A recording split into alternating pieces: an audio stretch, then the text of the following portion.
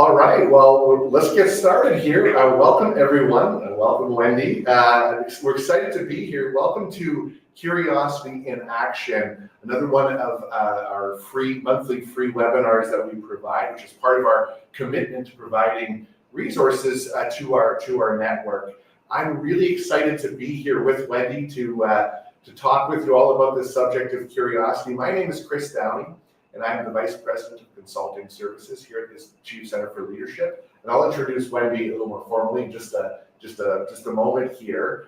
But we're joining you here today in our office in Winnipeg, which of course is in Treaty 1 territory. And as part of our reconciliation journey, we feel it's really important to recognize the land that we work on and live and where we live. And what better time than the summer to really acknowledge the land that we're in and all that it provides. And I'm curious, in fact, I encourage you folks to put in the chat, where are you joining us from today? I know we have hundreds of people that have signed up for this webinar, so I'd love to hear from you. Where are you joining us from? So let's put that in the chat. We are here today for 45 minutes, and we've got lots of time for Wendy to share some great content with us. But there'll be lots of time for questions as well. So make sure to keep the chat going. Let's stay active in the chat. Ask questions. We have the team paying attention, so we'll try to get through as many questions as we can. And also know that this webinar is being recorded, so don't feel the need to scramble to write down too many notes. We'll make sure the webinar gets back out to you, so you can watch it again and share it with people that you feel can benefit from its content. So with that, I would love to introduce my friend and colleague, Wendy Lowen. Wendy is the Managing Director of the Achieve Center for Leadership.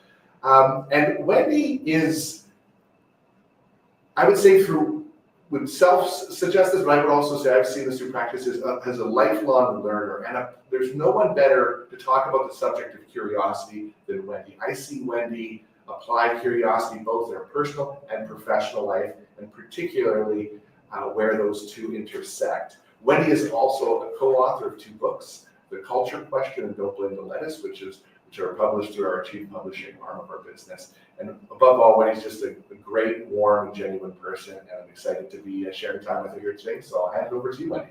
Thank you very much, Chris. One of the most challenging and important questions that leaders and organizations need to wrestle with is how to create a culture of curiosity. Curiosity is powerful. It's powerful because it moves us to pay attention to what is right in front of us. It's like our radar. It causes us to see, oh, look over here. Here are some issues. These are some problems. Here are some processes, some procedures that aren't going as smooth as we would like them to go. Maybe this radar even notes, there are some services or some products that I wish we had. And even to notice the small things that are bothering us.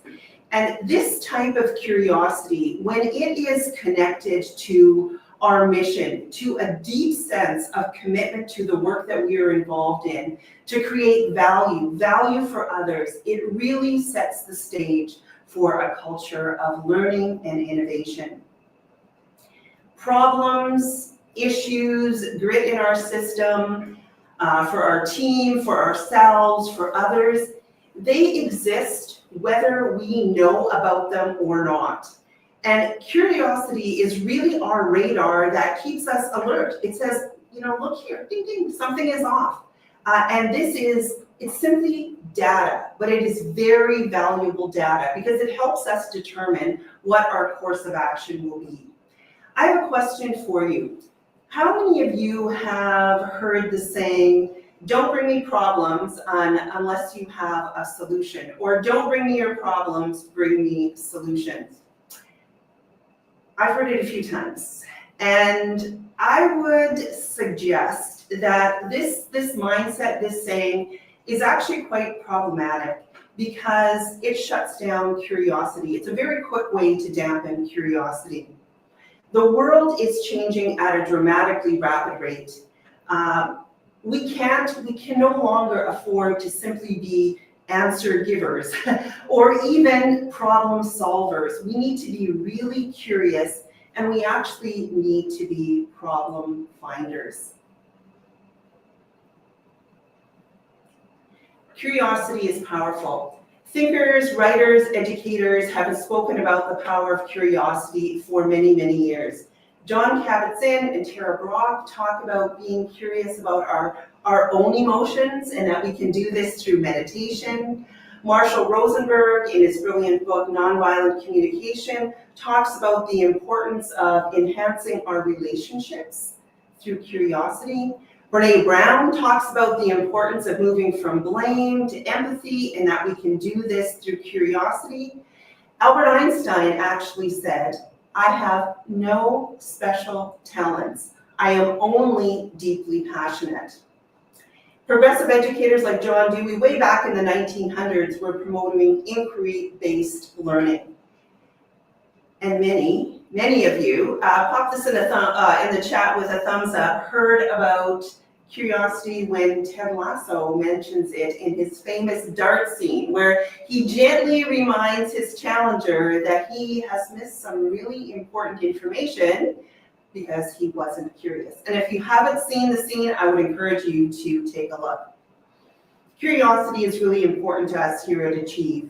We have swag, as you can see in this picture. We've had t-shirts, we've had mugs, we've also had stickers and stress balls as reminders of how important curiosity is. Curiosity is woven into our material as a mindset, but most importantly as a practice, as a set of skills that we can actually hone and get better at. In our coaching strategies for leaders, we talk about curiosity as a mindset that's going to help us to lead people in a positive direction. In our conflict resolution training, we talk about it as a behavior that can be practiced, and we even provide a framework in which to do so. We've been talking about shifting judgment to curiosity for a very long time. And apparently we're not alone. There's a long history of individuals talking about the importance of curiosity. And we're really excited that you are here as part of our community, part of this community that is building better workplaces and believe that curiosity is a part of it. And today we're not going to be talking about curiosity in terms of how we coach or how we resolve conflict. We're going to be talking about curiosity in terms of how it can lead to improvements and to innovation and how to foster a culture of curiosity. Here is an outline of what we're going to be covering in our time today. So first of all, we're going to look at what happens in adulthood to curiosity. We're going to spend some time looking at and exploring how to create a culture that promotes curiosity. And like in all of our training and workshops, we want to leave you with something practical, something tangible. And Chris is going to outline a process that we're going to share with you that if you're interested, you can take back to your team. So let's start. What happens to curiosity as we get older? Ooh, this is a picture of me, a little dirty, messy hair. I'm caught with my pets inside. Children see the world as a mystery to be explored. Adele has a song, and a line in one of her songs is, "When I was a child, every single thing would blow my mind." Is that not so true? I was very curious. I was very curious about animals. I'm going to invite you to pop in the chat, and Chris is going to be paying attention. What were you curious as a child? What things did you have questions about? What things did you want to explore? And as you can see, I loved my pets, and I really could not understand why my mom, love my mom, thought that we could not have our pets in the house. This was a real problem for me. It didn't make any kind of sense. If people lived in houses, why shouldn't pets also? My family lived on a farm, and I regularly snuck pets into the house. I, one summer, took a pot full of tadpoles from the creek because I wanted to see with my own eyes how they changed from tadpoles into frogs. I brought mice that I caught on the schoolyard home in my lunch kit. And when my mom found out I had saved several lunch kits full of mice, my mom told me very clearly that these were school mice and not house mice. I was even known to bring my horse into the house. Not a pony, but a 15 two-hand horse into the house, because why should pets not be in the house? Chris, what are we seeing in the chat? Well, definitely something we're seeing here is, I think, come to a lot of young people that Donna was interested in taking things apart to see the inside, for example, a transistor radio. And I know for myself, we were speaking earlier today, one of the things I was curious about as the younger child in the family, I was curious about how to do things sooner and faster. That was something that was definitely part of my childhood for sure. So yeah, and I can connect with Donna as well, taking things apart, probably broke a few things in the process. Those both fit very well with what we are talking about here. Taking things apart, being curious about how to do things better. Curiosity is a way of learning about the world around us. It pushes us, it actually pulls us in, it draws us to want to learn, to challenge the norms, how to do things better. And I would say that this is a pretty important consideration for us at work. So what happens to curiosity over time? Well, we know from research that it actually starts to fade, and that's said very softly. It actually tends to diminish quite rapidly into adulthood. Preschoolers ask about 100 questions a day. Between the ages of 2 and 5, children have asked about 40,000 questions. Can you imagine the impact on childhood learning of saying, bring me your solutions, not your questions, bring me solutions, not your problems? Sadly, by middle school, children have virtually stopped asking questions. Children see things with fresh eyes, as they're often encountering things for the very first time. Does this sound a little bit like our work landscape, what we're encountering currently? Things are rapidly changing. Most of us have products, we have services, we have processes that we could not have even imagined years ago. We're encountering things for the very first time. Children ask a lot of questions. They do this because they realize that they have gaps in their knowledge. And they're very free with their questions because they know that by asking questions, they're going to learn.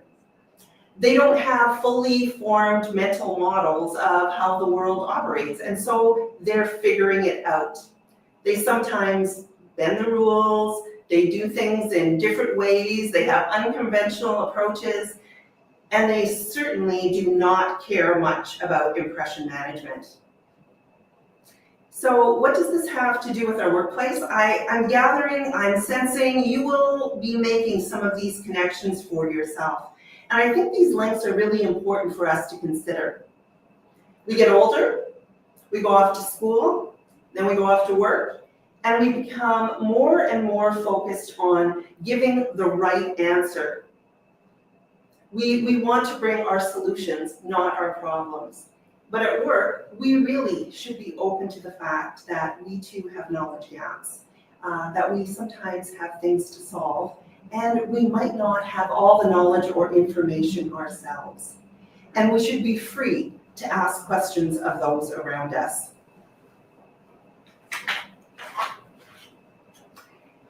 You know, part of the problem is that most workplaces do not give time for people to use that radar, so to speak, to hunt for problems, or the space to reflect on what's working and why, and what's not working and also why, and then what we might do about that.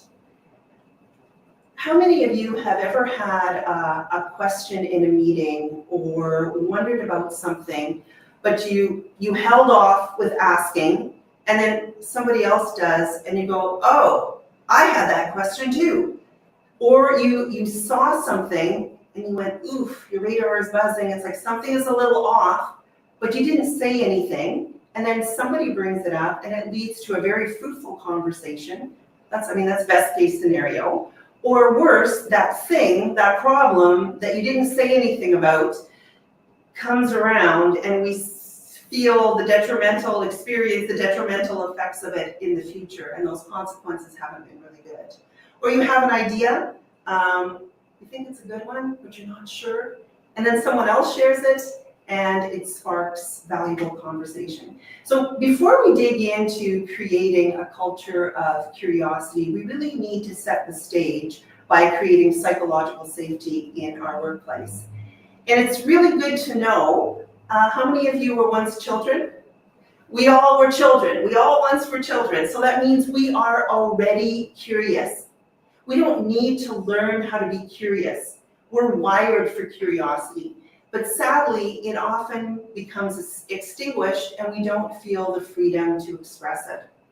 So what we need to do is create a workplace culture where people can reconnect with their curiosity. And out of curiosity comes creativity, and then out of that creativity can come innovation. So what exactly is curiosity? I want to dig a little bit deeper and explore together with you. And I'm going to invite you to pop in the chat what curiosity means to you. And I'm going to share some of my own reflections on curiosity. So for me, curiosity means being able to sit with uncertainty and be, uncomfortable with the uncomfortableness of not knowing. Yes, with curiosity, it also means I want to find the answer, but I want to find the best answer, the best solution, and I want to be able to explore what options are available. Curiosity is also, for me, about being able to explore those things that are of interest to me. So it's also about my own autonomy. Chris, are we seeing anything in the chat in regards to what curiosity means for others? Or you can share what curiosity means for you. I can share really what curiosity means to me. I mean, it means a whole lot, but curiosity for me is a way of making sense of things, including my emotions. I have, it's interesting when you mentioned we stop kind of asking questions at a young age. It's a natural thing. As I started to talk more about this idea of curiosity, the importance of it, and started to reintroduce myself to curiosity, like you said, it helped me make sense of things, actually helped me regulate my own emotions. So it helps me make sense of things outwardly, probably more importantly, inwardly. So a couple of things we're seeing here in the chat here is, what is curiosity? Wondering about the world around us, which I think is great. Or curiosity means, from Alex, means slowing down before they react. Yeah, and Donna's sharing that curiosity is continuous learning and knowing that it's okay to make mistakes as we learn from our mistakes. So a variety of definitions there for sure. Yeah, and I think we're seeing here, even by this simple exercise of reflecting, curiosity is not a simple concept. It's very, very layered. And I want to highlight the Latin root of the word curiosity, because I think this brings us to a very interesting connection. The word curiosity actually did not originate with being or meaning an actual quest for knowledge. But over time, we've actually separated out the emotion behind the word, that part to care, that to care part. And curiosity has come to be seen as more of primarily a mental exercise. So let's think about, what are some other words that have cure or part of that Latin cura at their root. And if I have a few, I'm just going to share 2 today. If you have more, pop those in the chat as well. Cure, curiosity, cure, to make better. What is innovation? But about making things better. Creating value, about creating real value. Curator, curator, curiosity. A curator is someone who takes care of valuable things. We are all curators. We're taking care of our work. And so when we're curious, we're not just seeking out information. but we are also at the same time expressing care. And so curiosity is not only, part of it is about gaining knowledge, but it's not only about gaining knowledge, it's about fostering connection. Connection between ideas, connection between people, connection between our processes and our systems, because out of these good connections, we can provide good care. So how do we create a culture of curiosity? I don't think Chris and I are going to be so bold, or we as a team are not going to be so bold as to say, here is a formula for you to follow. But there are some things that we can do to create a culture of curiosity. So first of all, we want to make curiosity safe, and we've talked a fair bit about this. We want to create psychological safety. And so we want to make curiosity safe for others so that we celebrate curiosity. So if you're a leader in an organization, when people come to you with their problems, with their questions, again, remember, this is simply information. This is data. This is valuable data. Now we have something important to take forward with us. As a leader, we should be listening more than we speak. We should be paying attention. We should be following up to what we're hearing. And remember that if we speak first, if we share our solutions, people tend to gravitate to our input first. And if we have questions, these should be real questions, legitimate questions, questions that we don't have the answer to, and definitely not as a mean to exert our power, as in, I ask and you answer. We want to be able to reframe problems. Again, what are problems? They are simply data. They are information. They just are. But it is very valuable information. In fact, I would say this is what we are mining for. This is what we are hoping for. Think about, watch your own tone. How do you respond? I know that our natural response sometimes when issues are brought forward to us or we found ourselves in a situation is to react with annoyance, and our tone might reflect this. But that is absolutely wasted energy. Where we want to divert our energy and channel our energy is to thinking about these as opportunities. So reframe our problems as opportunities to learn. Model curiosity yourself. Share what you're working on. What projects ignite you and light you up? Remember, people catch the emotions of others, and curiosity is not just a mental exercise, but it's also an emotional one. One of the things that we do is at our staff meetings, we allow people to explore, to hear what other departments are working on. So as a leader, we should be interested in what other departments are doing, other people, their tasks they're working on.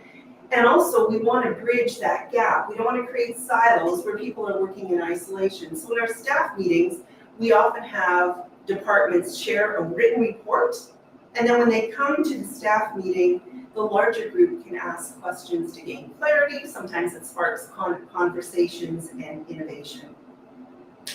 And lastly, I want to talk about making time to explore, and then I'm going to turn it over to Chris to share a process that we've been involved in. Make time to explore. Build the kind of structure in your organization that allows you to get the outcomes, to reach the outcomes that you want. My children all play violin, and I often heard very kind comments, your children are so talented. And I would smile and I would accept that validation. But that skill level, that talent was built on hours and hours of practice. And it wasn't just any kind of practice. It was very intentional and deliberate practice. They had a teacher who gave them clear goals, direct feedback, asked them to listen to a beautiful piece, the piece played by a beautiful violinist, so they had a vision of the end goal, how beautiful the piece could sound. And then they were to practice, but they were supposed to go through the selected piece and find the sticky parts. They were supposed to find the problem parts, and they were supposed to linger there. And I think in our organizations, this is really what we should be providing time for as well. You know, to say some organizations are capable of exceptional work and some are not. I think that it comes down to more those organizations who are having the good performances, the exceptional performances, are those that are taking the time for deliberate practice of curiosity. Chris, I'm going to turn it over to you. I love that, Wendy. Thank you. And I love that idea of working through the sticky parts. Being such a challenge, and as a musician myself, I can relate to that. I remember learning to play guitar, and I had a teacher that told me the same. People would often run into a sticky part and go back to the beginning. You get really good at the beginning, but you always struggle with the sticky parts. So that's so important, and I love how that links into our workplaces. And one of the things I want to highlight here, you'd asked before about the term curiosity, what it means, and I want to make sure I give a shout out here to Bill and Betty Enns that put in the chat that curiosity is more than asking questions, but it also includes actions. And I think that is a good segue to what we're talking about here, that as an organization, one of the things that we do, as Wendy mentioned at the beginning, we're curious, we have our mugs, we have our shirts, it's baked into all of our training, but we, with intention, set aside time to make sure that we are innovating and we're being curious. And one of the ways that we do this is actually through innovation days. So I'm going to tell you a little bit about what we do here as an organization, and also for those of you that are joining, we're going to share a PDF with you that kind of walks you through our approach to how we facilitate our innovation days to help you. But the whole idea behind our innovation days is once a year, we block an entire day where all of our staff come together. And honestly, just by bringing everyone together, we're building teams. There's a lot of benefits to that. But what we come together to do is really to do two things: reflect on the past, kind of what's happened, say, in the last year, what's gone well, give us an opportunity to celebrate, but also what might have been some of the things, as Wendy mentioned, the sticky parts that maybe we struggled with a little bit, right? And how might we want to do things differently in the future? So that's the intention of the day. So again, we set that aside, and how we make that happen, one is we bring in a facilitator. Often it'll be someone internal, but you want to make sure you have someone with enthusiasm to kind of guide us through. Our CEO, Eric Stutzman, was our guide in our last innovation day, did a wonderful job of taking us through that. And what we did is we broke the group up in the morning into different teams to take on different subjects, whether that was some of the services that we offer, how do we do things internally, and a variety that led to some really good discussion. And how we did that was what went well. What are some of the things that we struggled with? And what's bugging you? It was really when you use the term before, what are the grit and the gears, maybe the things that are slowing us down, so we could be really honest about what were some of those challenges, and then we would get into discussion about, well, what might we be able to do about some of those challenges? And then we created a list of actions, of things that are important innovations for us to take on here as an organization, and then we actually track our progress against those.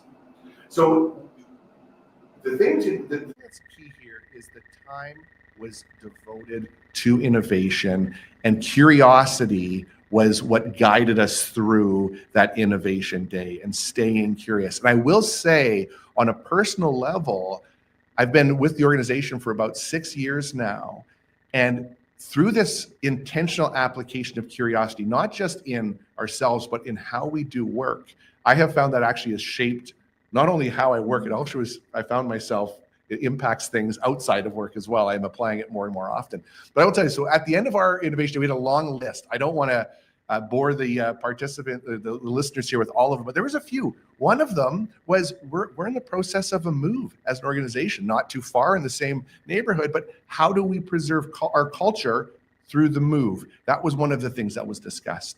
We have multiple systems that are currently in operation as we grow. How can we optimize those systems and bring them together to make sure that they're interacting in the best possible way? Or how can we make our organization greener? Something very important to our organization. So there's many more, and your innovations don't have to be these massive changes. It can be a small change, but can have a massive impact. but most importantly, make sure you devote time to innovate. And innovation starts with being curious. And as you mentioned, Wendy, demonstrates with care. So I am curious if there are questions out there based off anything that Wendy has had to say so far, even what we just talked about with Innovation Day. So let's put the questions in the chat here. But again, as it relates to the Innovation Day, we'll be sharing with you our guide on how to hold an Innovation Day, which includes the agenda that we followed. There's 7 steps for you so you can. We made it easy for you. You just need to set aside the time. So we're happy to do that. And I'm curious, Wendy. I'm going to ask the first question as we're waiting for some questions to come in. You mentioned at the beginning that I don't remember the numbers around how many questions children ask in a day. 100. And 40,000 was the number that was popping in my head that you mentioned. 2 to 5. Yeah, Yep, yeah, that's 2 to the 5. number between that time period. 40,000. And as you mentioned, it's natural, given the world we live in and our influences, our curiosity might dip a little bit. How did you get back on track with curiosity? What's something that you were able to do yourself to get yourself back to asking questions as that young kid that brought the horse into the house once did? You know, that's a great question, Chris. I think I was very fortunate in having a family and an extended family that loved to wrestle with ideas, to read, to think about why we were doing what we were doing, and to explore and to meet different people and to gain different perspectives. So I was fortunate in that regard. And I would say when I came and started working with the chief, like I think about working with you, you're a naturally curious person. I think about Nathan, I think about Eric, I think about our staff, I think about Sky here, Kat, Alexis, one of our staff members who came to us the other day and said, I stumbled upon something. And it's like, oh, that's so beautiful. You stumble on things, you find things, people who are naturally curious. So I feel like I was very fortunate in my family and in my workplace situations that I was allowed to explore. And I would also say that part of coming to curiosity is having people so matched with their roles that they are naturally curious about it, but they're also given a little bit of time to spend. You know, it's not all about being output. We can do the same thing over and over again, but are we iterating? Are we getting better? And do we have the time? So I'd say my family and my work context. Awesome. And the people I'm surrounded with. And it's a priority for you, right? I think this is something I've seen in your behavior to remain curious, which is great. So you've kept it a priority, which is fantastic. Here's a question for you that Alex shared with us. Well, first of all, Alex asked, can we share the resource? By all means, we encourage you to share the resource. Yes. The more people that can get their hands on this, the better. But Alex also asked, doesn't encouraging curiosity slow us down? And how do we make sure that we're not sacrificing getting things done and our productivity? Oh, that's a fantastic question. You know, it might seem like in the moment that we are being slowed down because we really want to reflect, we want to dig in, we're looking under the hood. But the reality is that we're actually going slow to go fast because our innovations are slowing down to reflect and to think on how we want to improve is actually about creating efficiency so that we can do things faster and better. To use music as an analogy, you know, practice slow to go fast. Mm-hmm. Yeah, that's so true. I see being curious and productivity as being very, very closely linked. And I think if we don't stop, I love that analogy of going slow to go fast. If you know, there's a visual I use often when I'm out speaking, and it's a group of people pulling a cart full of wheels, round wheels, and their wheels on their cart are square. And the idea is, if we don't take time to stop and think about what it is we're doing, we run the risk of not catching these moments. So I'm with you. I see curiosity and productivity being very, very closely linked. We need to stop and think about what it is that we're doing. If we're too busy doing, then we're going to miss some of those pretty obvious things. So I think that's great. And Chris, to add to what you're saying, we can add to it. We're going to iterate. We're going to get better. But also, if we don't deal with the small things we know what tends to happen. They tend to rear and come up a little bit later on as typically much bigger. Yes, I have a list of personal things in my life that I have neglected that happens. Here's another question Kristen has shared here. I think this is a great one as well. What's your suggestion to get buy-in from staff and team members to adopt this approach or mindset? Oh, that's a great question. And Chris, I'll ask you to chime in with me as well. I think, first of all, it's about finding out what people are interested in and because there's a level of autonomy that needs to be a part of curiosity. I think about my background as an educator and wanting to promote inquiry-based learning. The idea of nobody else can learn something for you. So this idea of buy-in and having people be a part of the process and being able to explore their own areas of curiosity is really, really important. And I think it's important to remember that this might be a culture shift. People might tread in a little bit and say, oh, are you really allowing me to bring my problems forward? Are you really allowing me the time to explore here? And as a leadership group, you need to be fully committed to creating this culture of curiosity.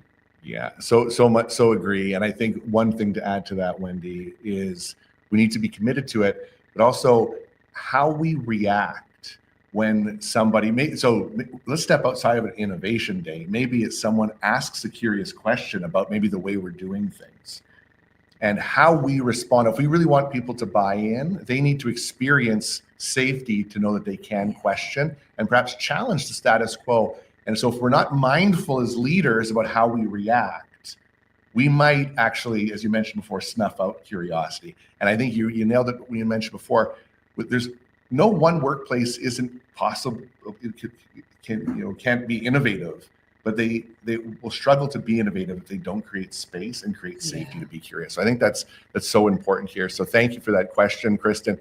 I want to ask this question here from Andy. Do you suggest, Wendy, that team members work through the process of curiosity in private or in a public way? Like maybe this is like the suggestion box type of concept, or do this more publicly? I will say yes. Yeah. Both. I think it's both privately, allowing people the space and time to explore things that we don't know the intricacies of their tasks. We don't know necessarily all the processes, the procedures, the things that they might see as valuable to contributing to their own work and becoming better at it. So I think the individual is important.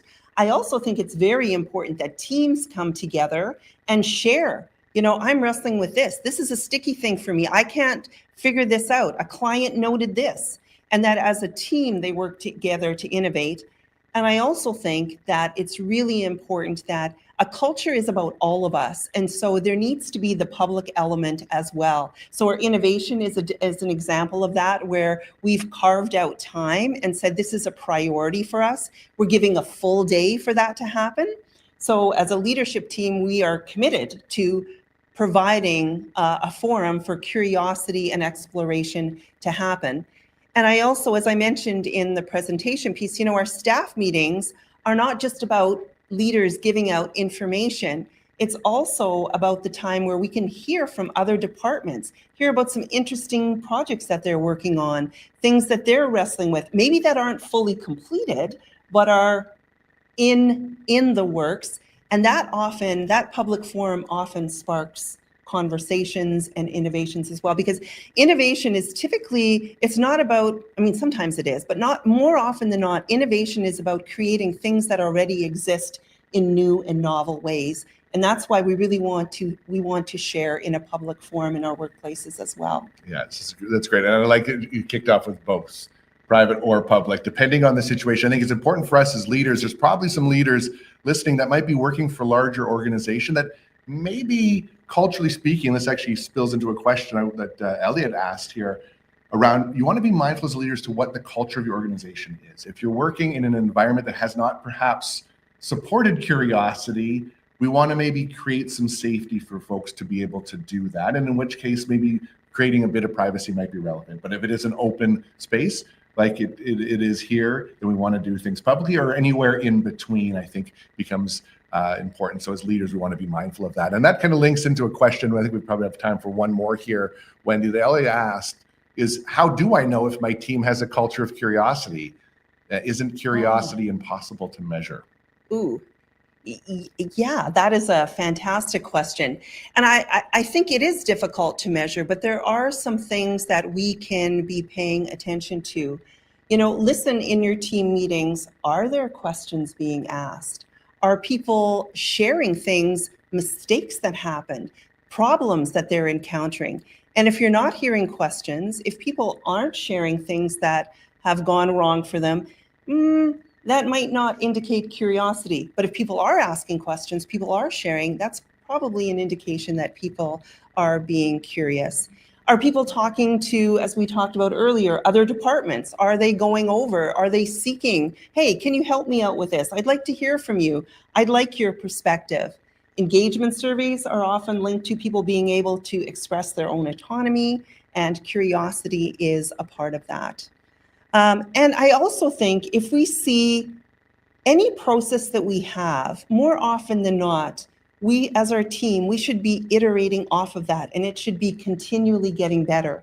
And if we see people just doing the same thing over and over again, we might want to slow down and encourage some curiosity. That's great advice, Wendy, and that's a great question as well. That I think can be highly visible, and I want to do a call back to that comment that was made earlier by one of the viewers here about curiosity is not just about asking questions, it's also about actions, right? So I think it is very visible when we are tuned in. So what are the things? Are we seeing people asking questions? Are we seeing people collaborate? These are indicators that curiosity very well could be in play. And when things are quiet, when those questions aren't being answered, maybe there's let's be curious about that. Let's apply curiosity there.